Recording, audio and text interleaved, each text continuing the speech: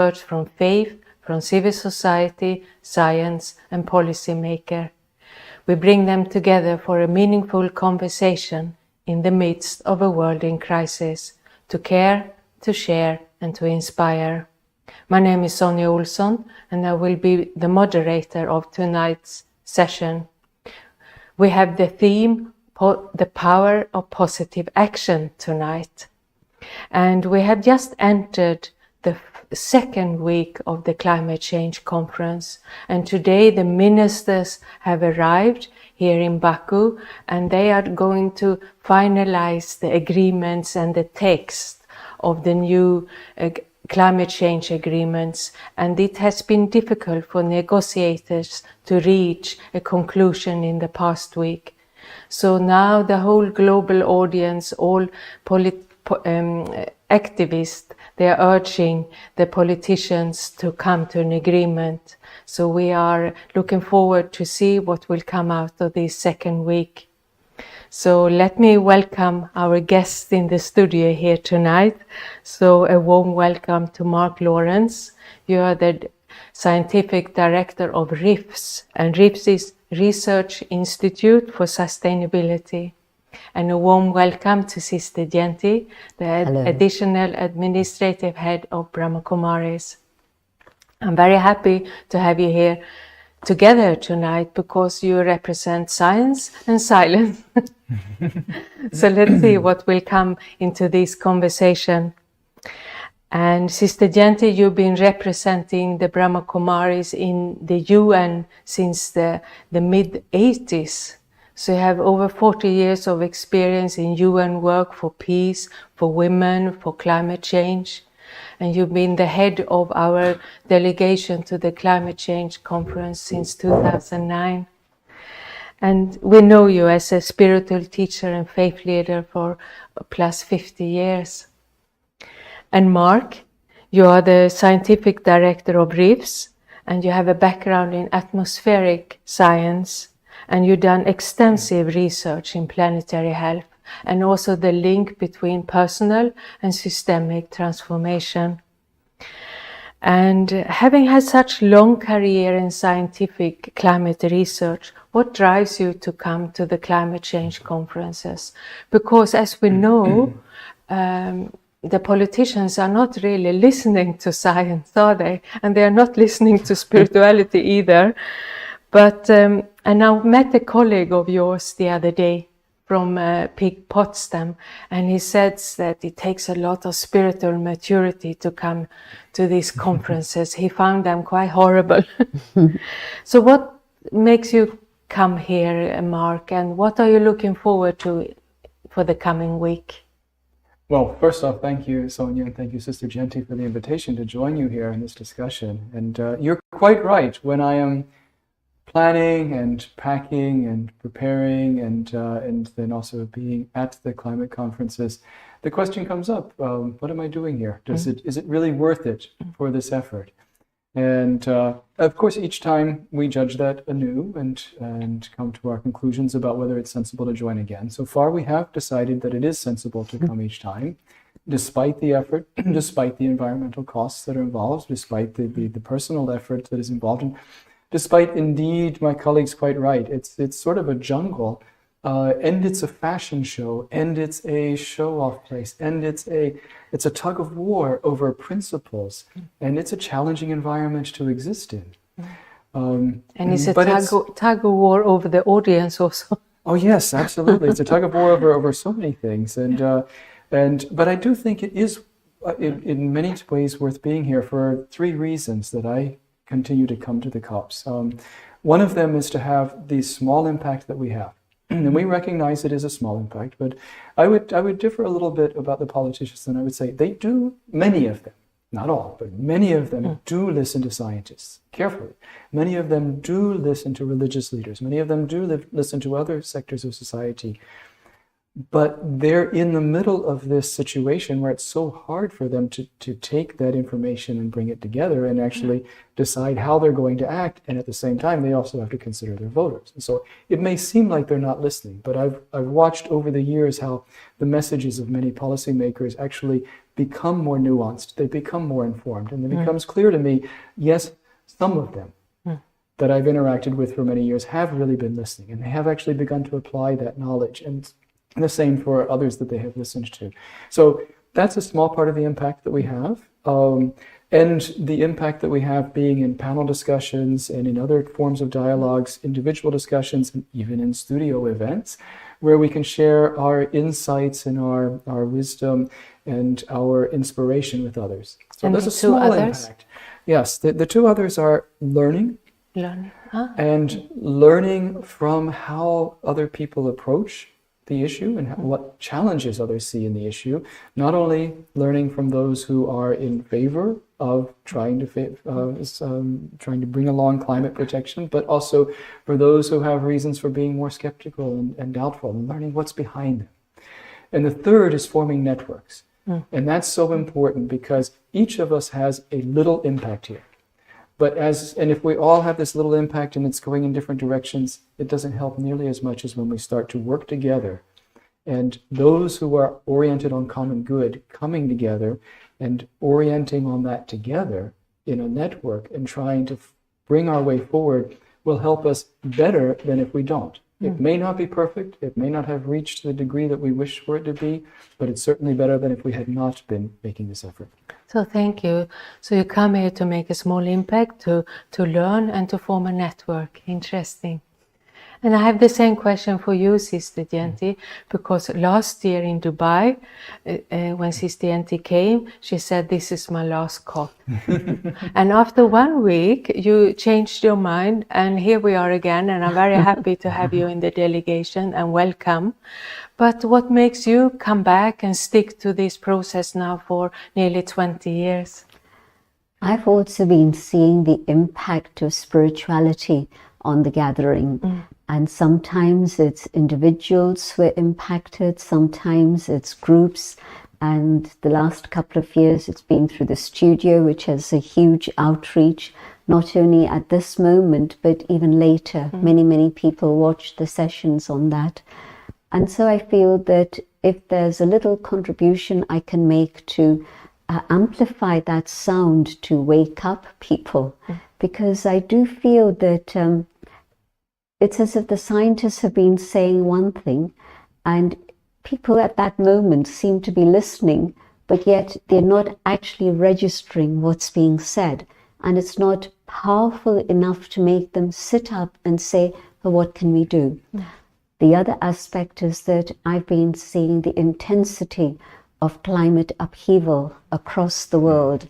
And you see it on your television screens. I hear it from personal communication with our centers across the world. And it gets more and more sad, more and more traumatic for people. And so I feel this urgency, this motivation to be able to wake up people, and in particular leaders. I really wish that the leaders would wake up and take note of what the scientists are saying. With Christiana Figueres, I miss her a lot because she was the one who brought in officially the whole subject of faith leaders. And so we're grateful for that. But again, whatever it is we say, at that moment, they'll nod their head in agreement. And now I'm not just talking about leaders, but people who come and listen to us, because early days, it used to be 20, 25 people who would come to our panels. Now it's much larger numbers that come. But yet still, somehow, there's a part that, you hear the alarm bell go and you say, I'm going to get up, but you switch it off and then you turn around and go back to sleep again. And it really feels as if that's what's happening. This nose function. That's it. And so I really would love to be here at a time when people do acknowledge that we need to take positive action. Thank you. And I was sharing with the group this morning that this year we have been invited to guide meditation in 4 places, the first time ever in the COP. So things are moving. And from about dialogue now, Mark, I know you and your team, you've done research into the dialogue formats the co-creative dialogue space at the COP conferences for many years, and its connection, dialogue, and the result, productive results. Can you share some of your findings and also some of your suggestions? Because both of you have programs lined up this week. Is there any practical steps for dialogue and conversation that can be useful in this coming week? Yes, well, thank you for asking about that. And that connects a little bit into what Sister Jayanti said also about people giving the impression that it goes in one ear and comes right out the other. Yeah. And when you're sitting in a plenary discussion, the fifth one of the day, and it's really interesting what you're hearing, but you can only get so much in if you're just listening to it. Maybe you get to ask one question at the end, and maybe one of the panelists will actually respond to the question rather than responding what they want to say.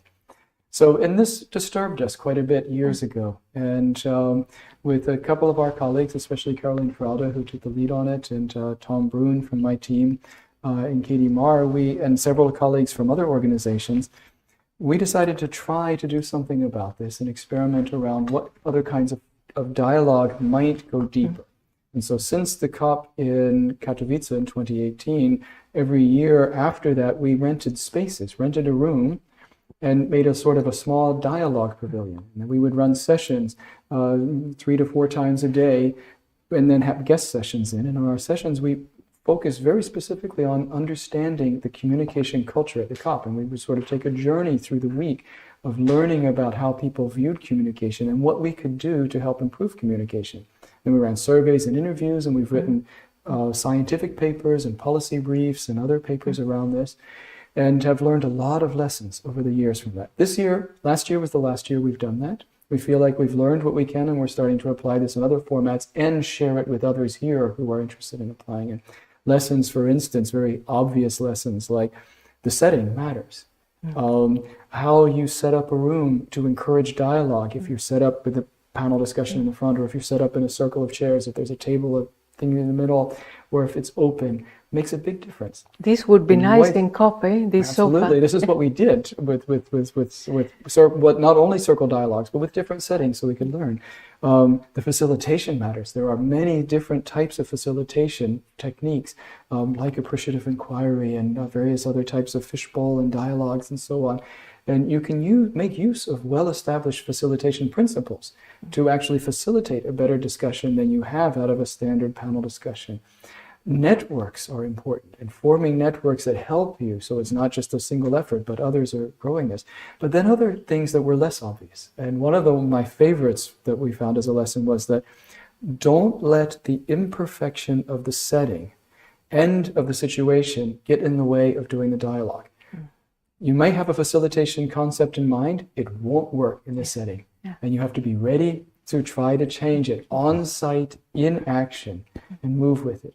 And at the same time, make that imperfection, make that challenging setting, make that fear that it brings out in people, and that concern, and those challenged emotions, make that an object of discussion. Allow people to actually be explicit about it. Not that they have to be big and strong and that nothing bothers them, they can go through any session, but that they can actually have a safe space to talk about it with others. And then finally, a really odd one that we learned, it's very valuable to have an in-between person. When people come into a session, have one person who's, besides the facilitators and moderators, that's assigned to bringing people in, to helping to spin them up and into the session, so that you don't disturb the session, but that you get people that want to join later spun up quickly on it. And so all these fascinating lessons we've learned, and many more that we've put together, and we're very glad to share them, because we would like to see others take advantage of this knowledge and try to improve the communication culture at the COPs. That's one step towards unleashing the potential that we have to do good together. Yeah, to create safe spaces is very important. And I like this, to make the despair and anxiety a focus of the discussion, also to voice it. Continue on this note of dialogue, Sister Jayanti. You are the head of a big, huge international organization, so you know the importance of dialogue and communication. And here in COP, I've heard some people saying that the only thing that gives them hope is also dialogue. And How will you communicate hope in this coming week in your sessions and side events? How can we incorporate the topic of hope in dialogue? So many people are scared about what the future holds. I feel that there's a culture of fear that is becoming stronger and stronger. Young people have a question, well, do we have a future? And it's things like this that are being talked about, or at least they're there under the surface, even if they're not openly voiced by some people. And spirituality teaches me a very, very simple lesson. And that is, yes, we're here today because of the things that we've done in the past. But at the moment, I have total choice. I can choose what it is I wish to do. And if I make the right choices at this moment, through my thinking, my speaking, and my doing, and all of those things are aligned in one direction, then I know what the future is, because I'm creating it today. And so if today we decide to turn things around and move in a different direction and go towards sustainability or renewal, then we can do that. And so this is what offers me hope for the future, knowing that, and it's not even actually hope as such, more it's the conviction that the things we do today are going to determine my future. And our future collectively depends on, as we come together and learn to cooperate together, and there's this understanding amongst people, we can create the future of the choice that we have, of the world that we would like to have for ourselves and the next generations. Interesting, because what often creates anxiety is that when you feel powerless, you feel you have nothing to do, nothing action, there is no action I can take, but here I can have a choice to think or to act or to speak in a certain way, and that gives hope. Yeah, it's like when, they hear that there's 1,700 plus lobbyists who are going to be part of the whole scenario, then you feel paralyzed. Well, what can we do in the face of that? But no, not at all. They'll do what they need to do, but we can do better. But I think that one is dialogue and the other is that conscious ability to cooperate together, where we're able to overcome the egos of the limited identity of my this, my that, my the other. And when we go beyond that, then the quality of cooperation that comes together is what's going to create a better world for the future. I think this is also what you mentioned, like the working together in unity. Yeah. Absolutely. I heard you saying many times, Mark, that not let the perfect be in the way of the good. And I like that very much, because I often think if I have to be 100% peaceful all the time, before I start teaching peace, I will never start teaching peace because I'm a meditation teacher. So if I have to be 100% peaceful all the time, I will never teach, right? So, but do you have an example of this, or a personal example of not let perfect be in the way of good? Oh, sure. I have many examples. So I often phrase it as don't let the perfect be the enemy of the good. Okay, so yes. I put it even more adversarially, but in the way of the good is also a very good way. So there are many, many examples of that. Let's take one on the big picture, what we were just talking about, the climate conferences. So now we have almost 2,000 lobbyists at the climate conference. That's certainly not the perfect side. We would like to have a perfect climate conference where it's just the people who are focused on the common good orientation and on climate protection and of course the different needs and different situations in different countries, but that have a common good orientation. But if we say, well, now the lobbyists have invaded the conference, it's not perfect anymore, let's just quit it. Let's stop. Let's not even bother to go. I'm not going to go to this because there are more lobbyists. I think there's still more actually spiritual leaders here and spiritual representatives probably than lobbyists. There's more indigenous, there's more scientists probably than lobbyists here. But it's one of these examples where people say, I've heard people saying, well, if there's that many lobbyists here, I don't see the sense in me going. It's not worth it anymore. And I do feel that this connection that you just talked about and that we all feel, we can bring that out and we can do something with that here. The issue came about in the first place when somebody asked me, or many people actually asked me, how can I live sustainably? And while I was working on trying to write my thoughts of that down into an article, I realized this is going to scare off every single person who reads this. And so I had this principle as the last principle. I turned it around and I made that the first principle. Because the idea is if you want to live, you don't live sustainably anyway. You live in support of sustainability. Yeah, that's good. And even that is difficult. You know, it's so difficult to find a suit that is made with sustainable principles.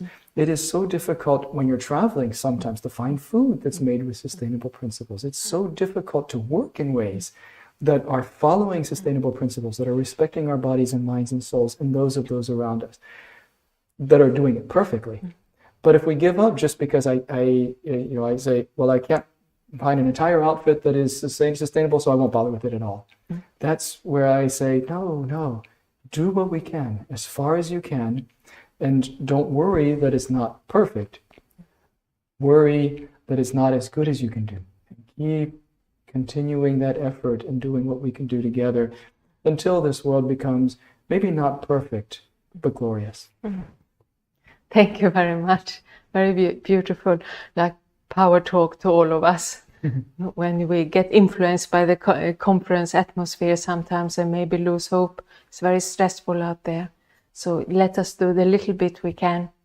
And also to the audience listening to this now, what positive action can I do today or tomorrow that have a small impact? Everyone can think of this. So it's been coming towards the end of our conversation, so we can ask Sister Jayanti to guide a meditation on hope, maybe, to finish this way. Yeah, sure. Thank you.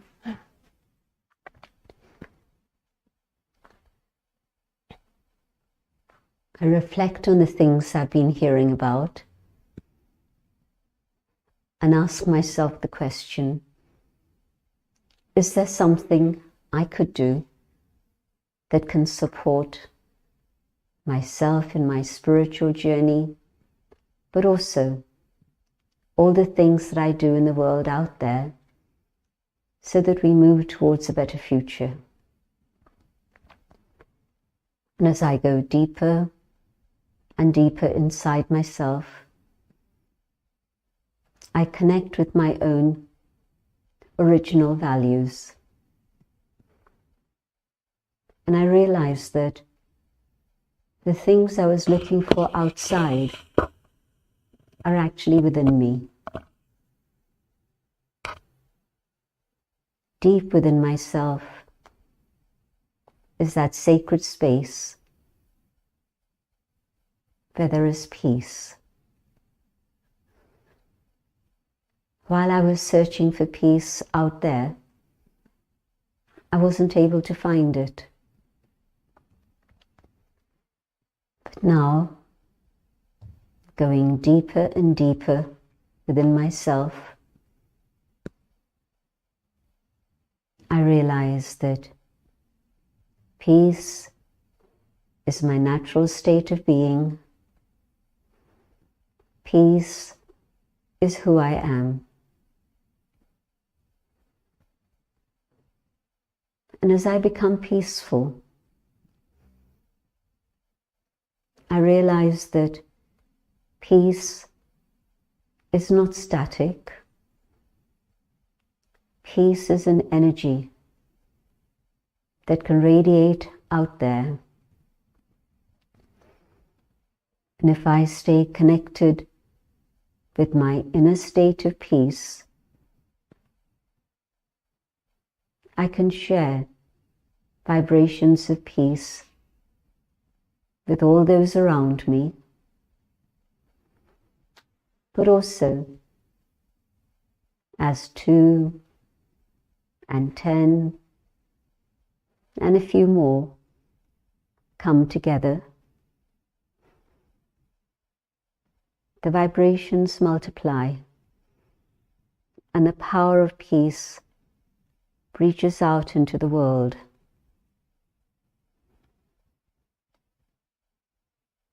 And this little experiment gives me hope for the future. Personally, individually, I rediscover peace and joy, truth and love within myself. But I know that there are many others on the same journey. And as our vibrations multiply, I know for sure that together we can create a world in which there is peace, harmony, and love for humanity, but also for all forms of life and nature itself. And together we move towards a better world for all.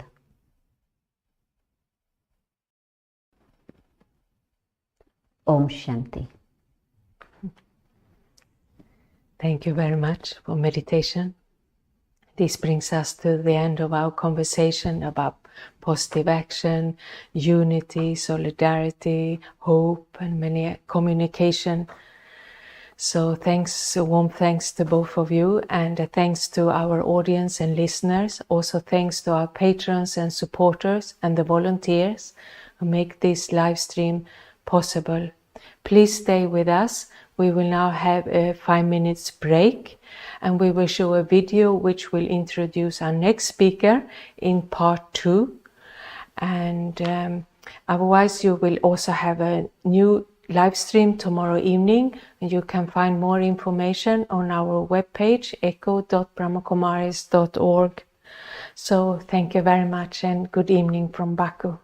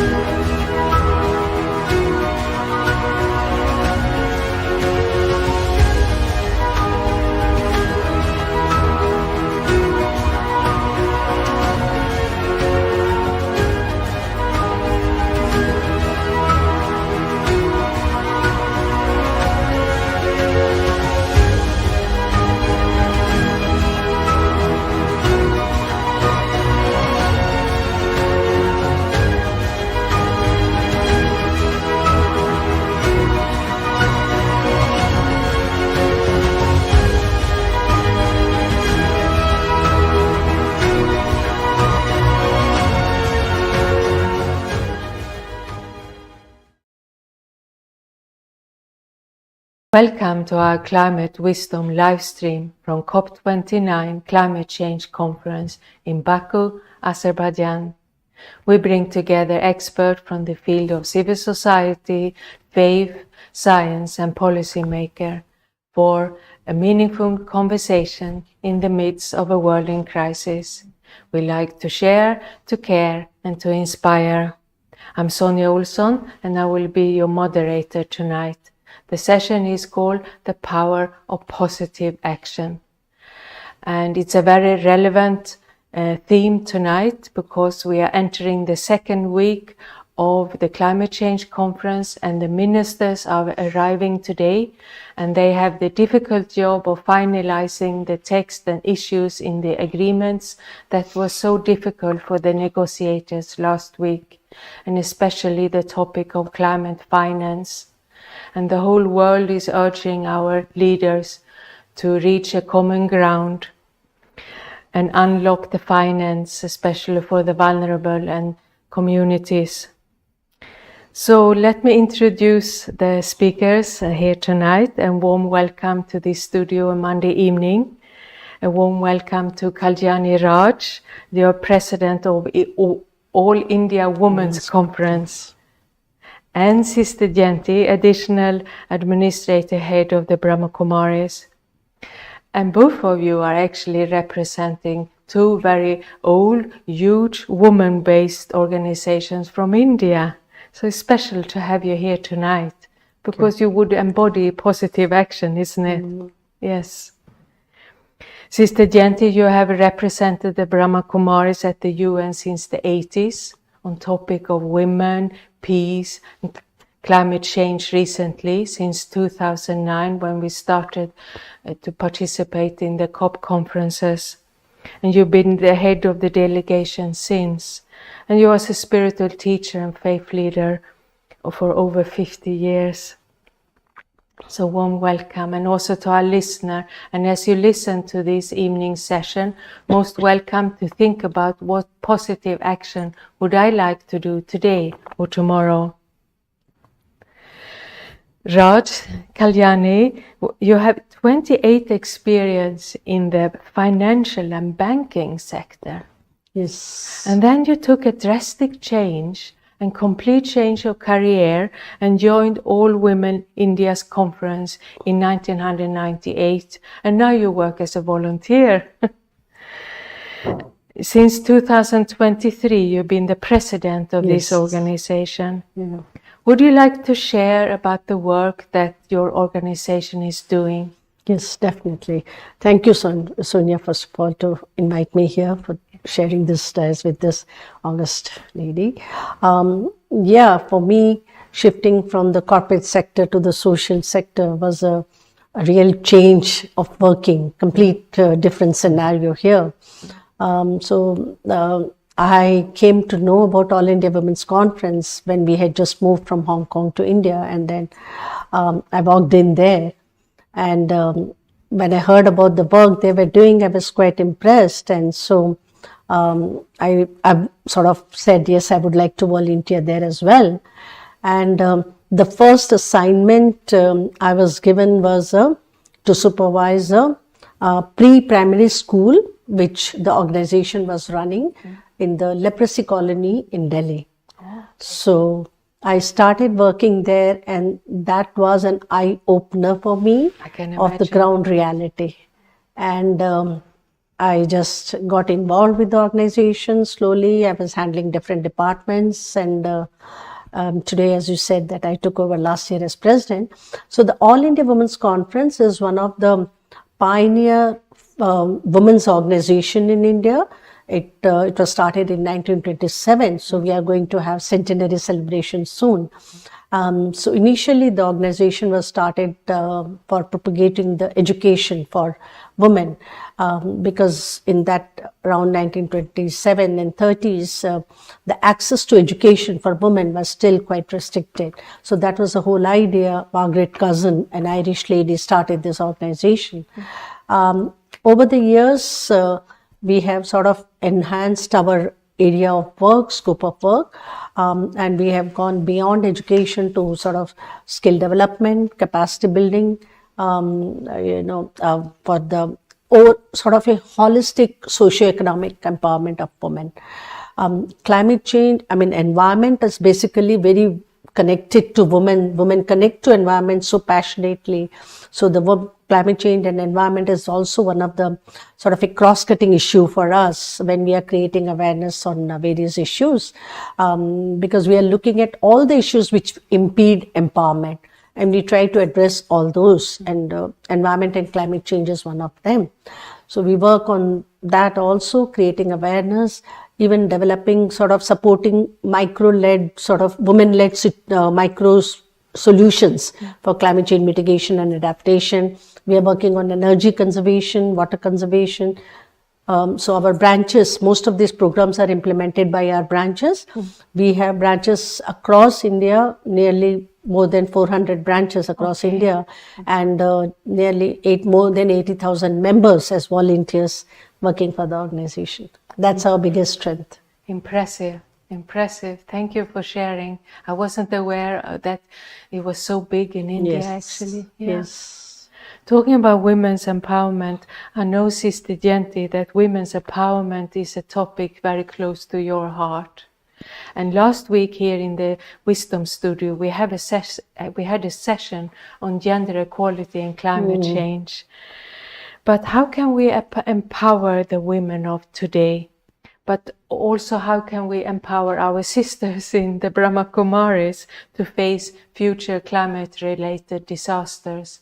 And do you advise them to get engaged in the environment work, or what is your advice? When we started in 1937, the founder had a vision of a better world. And within that better world, of course, he began to think about justice and equality, in particular gender equality at that time, because the region that he was in, Sindh, which today is in Pakistan, it was very clear that women had only second-class citizenship. It definitely wasn't equality. Yes. And even today in that region, it is still probably the same. And what he understood was that it was spiritual empowerment of men and women, not just women, but it would be spiritual empowerment that could bring about equality and a better world for all. And so he started first a school and then a gathering, and it was a movement that focused on spiritual education. I remember when I was 17 and applying for university and so on, the dean of a medical school told me that there were only 20% of the places in medical school for women. Now, this was in the 60s. It wasn't in the dark ages. Yeah. This was in the 60s. And I was quite shocked. And I think I probably would have become a very aggressive feminist. But thankfully, I came across the Brahma Kumaris and started studying spiritual teachings. And I realized that if I'm limited by my consciousness of the body, then there'll always be boundaries that I set myself. I can't do this. I'm not old enough. I'm too old. Or I'm a woman. How can I do this? What will society say? There'll be all of these issues that come up. But I was very happy to come to the experience of the inner being, the spirit, and how when I'm aware of that inner identity, literally it feels as if a button's being pressed and the light is able to shine. And in that awareness, then there are no boundaries. I am that inner being, the soul, and I can achieve whatever it is I choose to achieve. So I think that part of the whole work of the Brahma Kumaris over the decades has been to make people aware that they're spiritual beings, men or women. Beyond that, I am spirit, I am a soul. And I see that when women have this awakening that happens within them, literally their lives begin to change. They begin to understand what it is they need to do for themselves, how it is they can better help their family. Spiritual power is not power over anyone else. Spiritual power is the inner sense of realization that I have to do what I feel is right. And so it awakens the conscience, it empowers the conscience so that nobody can stop me from doing what I know to be right, and nobody can pressurize me into doing something that is wrong. And so that is then real freedom, real empowerment. And understanding these secrets of spirituality changed my life totally within a very short space of time. So I know that even at this moment, in terms of women's empowerment in particular, our work has been for everybody, but women have benefited hugely from this.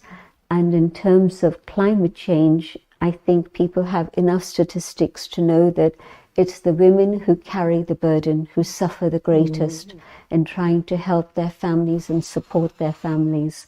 And so when there's resilience within a woman through spiritual empowerment, she's able to overcome the challenges that face not only her, but also her family, and help them move forward too. We work a lot in rural areas in India especially, and what we found there is that women, of course, are really the ones who are managing the whole household.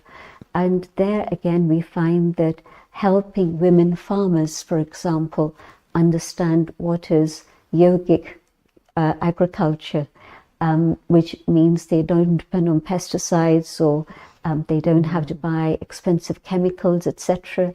It helps such a huge amount in their transformation, but it's also a big contribution to the environment. Very interesting to hear this personal experience of empowerment, and listening to both of you. It started with education. You starting with education, you starting with spiritual education. Interesting. Kalyani, many scientists predict India will be a country mostly affected by climate change. And in today's India, how is especially women affected by climate change? Oh yes, there are enough studies and data to prove that in India, as well as many other developing countries, will be worst affected, and women will be worst affected. In the context of India, because of the long coastal lines, season variance, and poverty, lack of capacity in women. So these are all the factors which will sort of create the differential and disproportionate impact on women. And there are many things, which I can highlight, but I will just flag one or two. One of the, I would say, major issue right now which women are facing because of the climate change is excessive heat wave. Yeah. India has been sort of recording, excessive heat wave and sort of breaking records, I think, in the last 10 years, year after year. And because of that, in fact, there was a report from UN. I think UN Women brought out a report, and they sort of linked the excessive heat and the increase in stillbirth and premature birth in India. So the heat wave is, while it affects everyone, to the women especially, it is, sort of differently impacting, because they develop a lot of diseases because of that, and they are not capable to handle the heat wave. Many of the women don't live in such a circumstance where they can handle this heat wave. They don't have such a structure of the house where they live, where, the heat wave will not penetrate inside. So these are all major issues. And a very critical issue connected with that is the water crisis, because excessive heat wave naturally enhances the need for water, and women being the water provider basically for the family. And even today, I think there are places wherein women walk miles together for fetching the water for the family. So this water scarcity, water crisis is increasing their the impact, because they also have a lot of this menstrual hygiene issue because of that. They have diarrhea, and they have many other linked issues, health issues, because of this, this heat wave and water connected. And another issue I would say, which I would like to flag, is the additional burden on women because of this climate change and sort of climate migration by men within India, because I have personally seen some villages in India, in Sundarban especially, where because of this unseasonal rain or drought, there's a failure of crop, and because there's no agriculture income. So the first thing men do is move to the city looking for alternate profession. So but the women are left at home managing children, managing old parents, and additionally working in the fields for whatever resources they can generate. So these are all creating additional burden on women. I can even talk about, this women working in unorganized sector. They are working in a pathetic condition. Again, because of the heat wave, they don't have that toilets facility probably. And when they are working standing and working during the heat, it causes a lot of, health issues for them. So there are many such issues which are impacting the women differently and sort of disproportionately, I would say, in India. Yeah. Very touching to hear the stories from the ground. Yeah. And here we are sitting talking about power of positive action, so much positive action needed. Yes. Absolutely. Yeah. Sister Jayanti, when I started meditation, many years ago, now 40 years nearly, they told me I have to become powerful. And I didn't know what it meant to be powerful. What is it? I asked 20 different teachers and I got 20 different answers. Yeah. But then Sister Jayanti said that to be powerful also means to be positive. Yes. And I thought that I can do. I can stay positive. That's not that difficult. But Sister Jayanti, what is your personal stories on empowerment and positive action for the world? I think for me at this moment, empowerment means to have clarity, to know what it is I need to do today that's going to create a better future for myself and for others around me. And I think that this is something that everybody can partake in. Because so often we get depressed with all the news that we hear and it really brings us down. So often people at COP conferences tell me how the atmosphere gets so heavy that they get burdened with all of that. So spiritual power in this case means being able to keep myself up above and remain positive and to know that yes, there is something we can do for the future. And even if it's little steps that we can take, I can't make the world perfect today, but maybe I can take a little step forward to move myself in that direction so that I'm dealing with my own weaknesses and removing those so that I can be strong and I can help others around me. I mustn't give in to fear, because I think that that's just going to be paralysis. It's not going to be useful for me or anyone else. And so if I can keep positive attitude and positive vision of the future, then I know that I can rise above the heaviness of the atmosphere that's there at the moment. And I think this is something that we can all do. Can I take little steps? Can I use less electricity? Can I be more careful about the energy that I'm using? So yes, maybe I can't manage without my car completely, but can I calculate, is it better for me to walk? Can I manage that distance? And I'm sure it would be definitely better for my health if I did that also.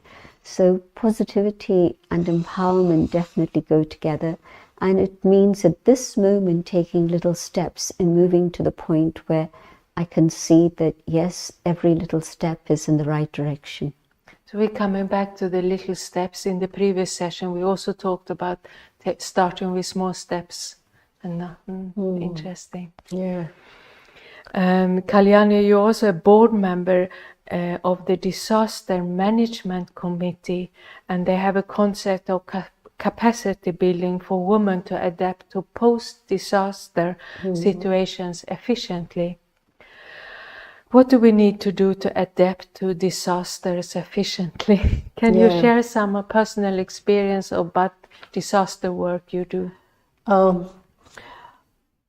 See, I didn't have any personal experience as such, but then during the course of my work, I realized that most of the time when we talk about women, we talk about them as vulnerable, or we talk about some schemes, we talk about them as women as beneficiaries.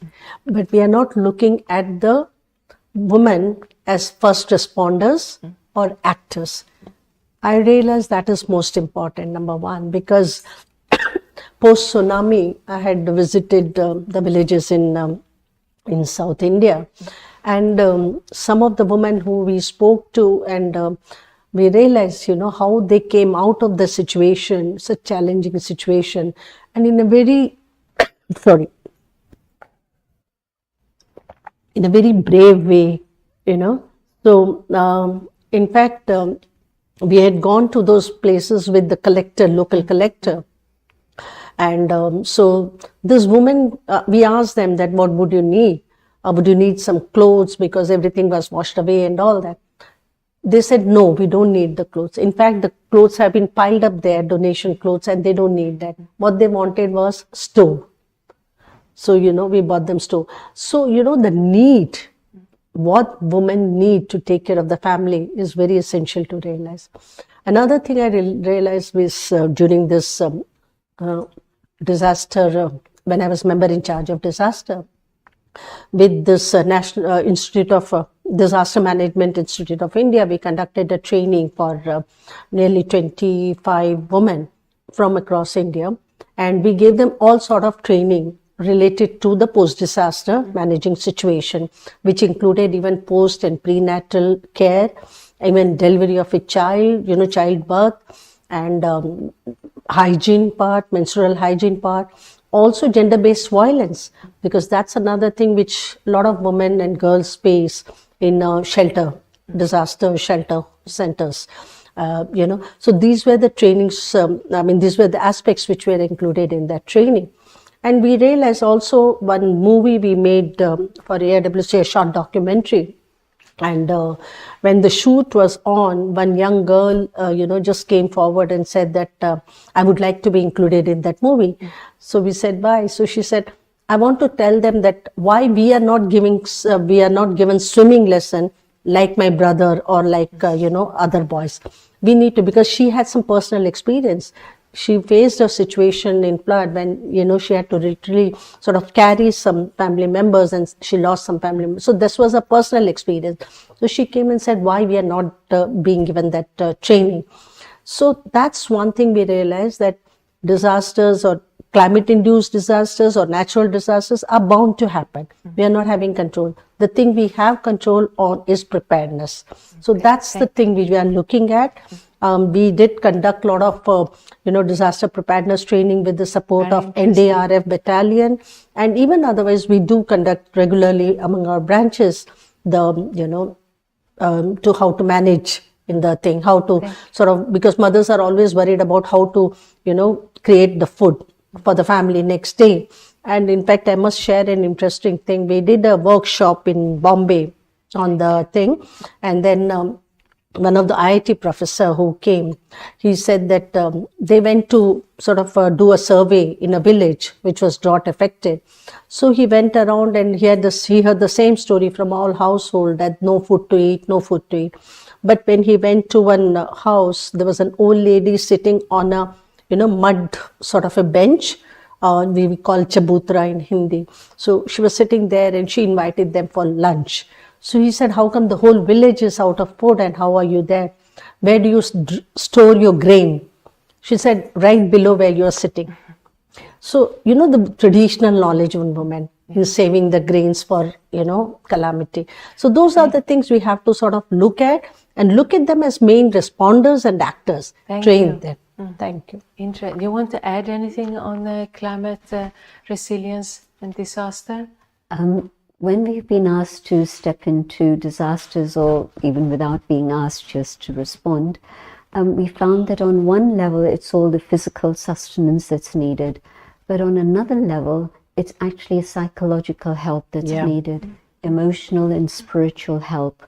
And so we found that if we were there to do what we know how to do best, because I'm thinking about the earthquake in Bhuj. I was very much involved in part of that. And so we found that the immediate food, medical supplies, all of that arrived. But within a day, 2 days, people were trying to deal with the trauma that they'd been through. And so spiritual help given at that time was extremely valuable. And so I think that people don't always appreciate that there's a non-physical dimension of help that's needed. Yeah.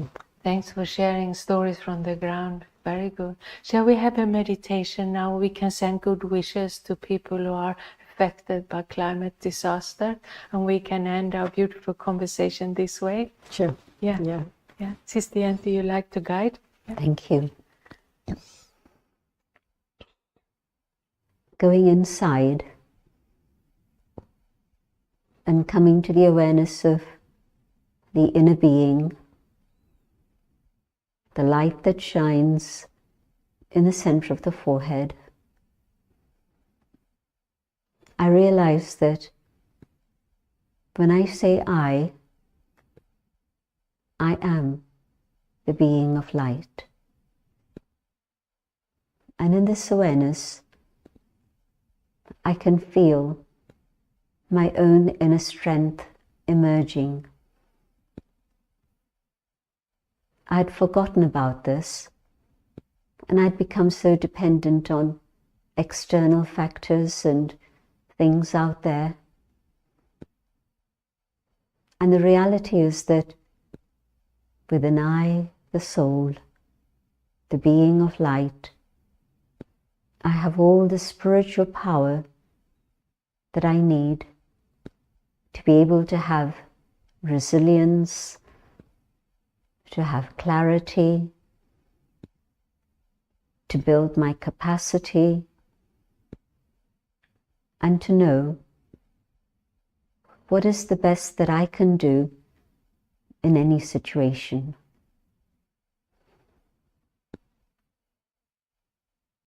In silence, I emerge this inner strength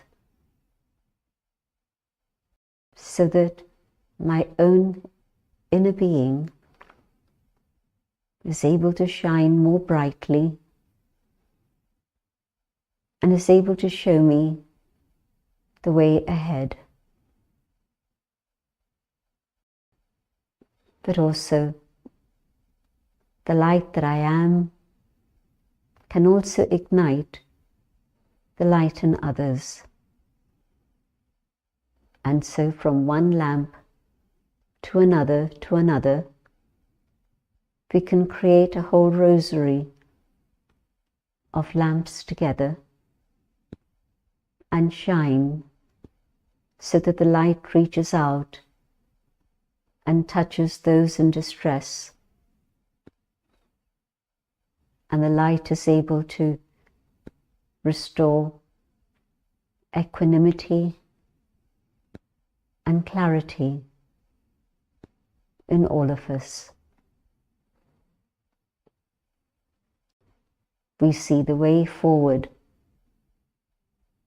leaving the darkness behind and creating a world of light.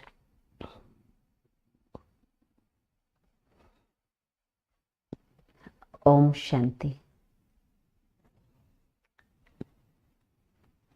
So thank you to both of you for a beautiful conversation about women's empowerment and sharing stories from the ground. And warm welcome. And I wish you both a good week here, next second week of COP.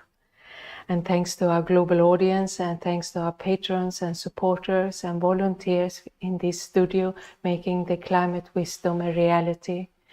And please do join us tomorrow evening for another session. And you can find more details on our webpage, echo.brahmakumaris.org. And on our website, we also have a poster called 10 Ways to Change the World, which has 10 small steps each of you can take every day to create small or big impact. So thank you and good evening from Baku and Climate Change Conference. And now we'll play a video from All India Women's Conference where you can see more about their work. Good evening.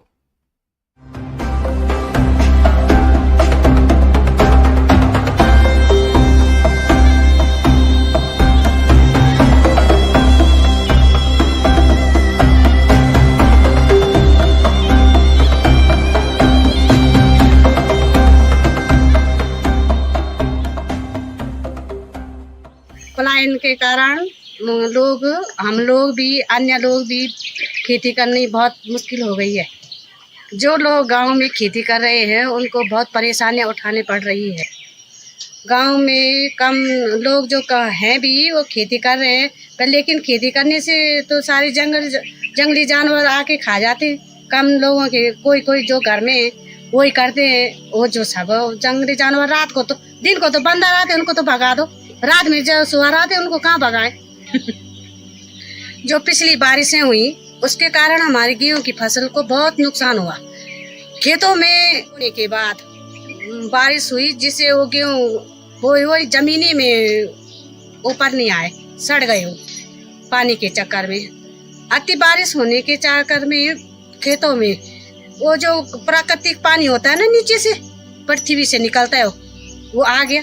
अब खेत पूरे 1-2 महीने तक पानी से भरे रहे, जिसके कारण सारा गेहूं की फसल नष्ट हो गई। फिर पीछे बोए हमने, तो पीछे बोने से लास्ट में जब आओ गए हो उसको जंगली जानवर तोते खा गए, तो हमारा हाथ कुछ भी नहीं लगा। तो ऐसे खेती करने से गांव में खेती करना बहुत टफ हो गई।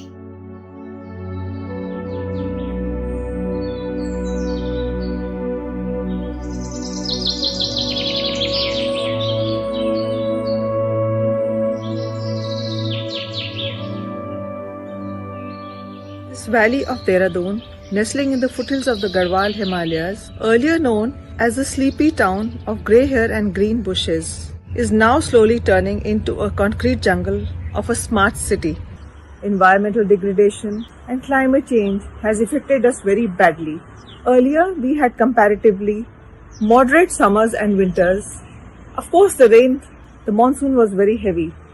But now, we have sudden storms. Our crops are getting damaged. Our fruit trees are getting damaged. The world-famed lychee of Dehradun just seems to be dropping off half-ripe with the hailstorms that seems to be coming because of all the climate change. Dehradun basmati rice is just not growing anywhere. We have lost our crops. We have lost our heritage.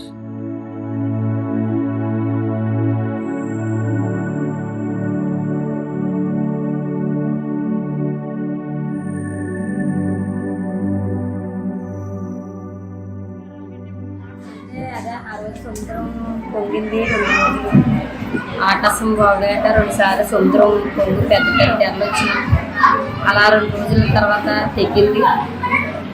తర్వాత నీరు తెగిపోయిన తర్వాత సముద్రం ఎలా ఉంది, అప్పుడప్పుడు సముద్రం కెరటాలు పెద్దవి కొడుతుంది తుఫాను చేసినప్పుడు,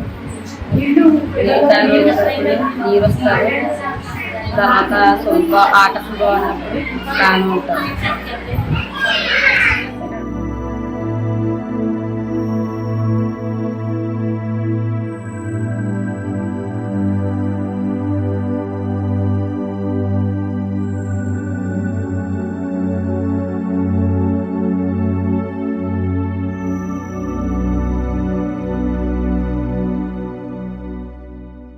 To speak about climate change and its effect, then I have to speak about those peoples who are the least represented, the slum dwellers.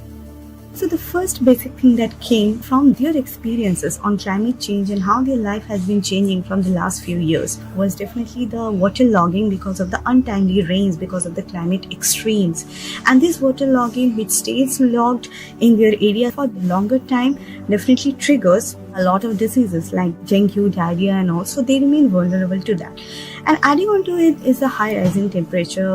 Possibly we all are facing the same issue, but for them it's a bit more because they are basically the daily wage laborers. They are the ones who are working in construction sites, are working in the open. So working in such a high temperature and humid temperature in Kolkata, it's become more and more difficult for them to work. So they are exposed to dehydration, to heat strokes and all. So that also leads them to cut down their working hours, which directly affects their income. What makes women so especially vulnerable to the effects of climate change and the disasters that follow in its wake? It has been very well documented that women are the lesser contributors to climate change but are the greater victims of it. Another imbalance that needs to be corrected for our climate efforts to meet its success. Because in reality, climate change is a matter of justice. Yet even as we push our governments for climate justice, women around the world are fighting to endure everything from storms to starvation. While we are advocating gender equality, we are hearing horrific stories of domestic abuse and violence. How can we achieve any global effort when half the world's population is struggling to overcome gendered obstacles just to reach equal footing with her fellow men?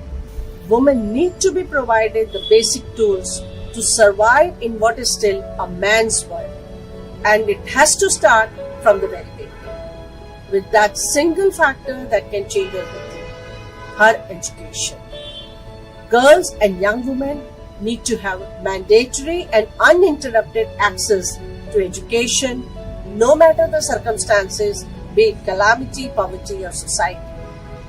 This fundamental resolution is the key to building their capacity as knowledgeable experts who can sit across the table from men in any forum and participate in the discussions and decisions as informed representatives of their gender.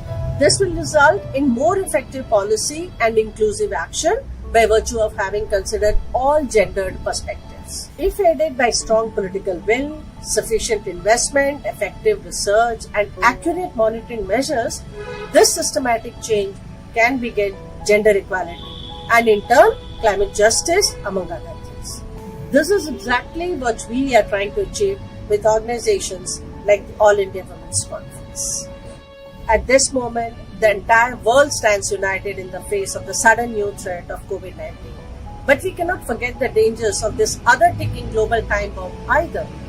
We must adopt the same urgency in our efforts as we have with COVID-19 and take decisive, collaborative, global action in the fight against climate change. We know what causes it. We have an idea on how we could fix it. It's time we did it.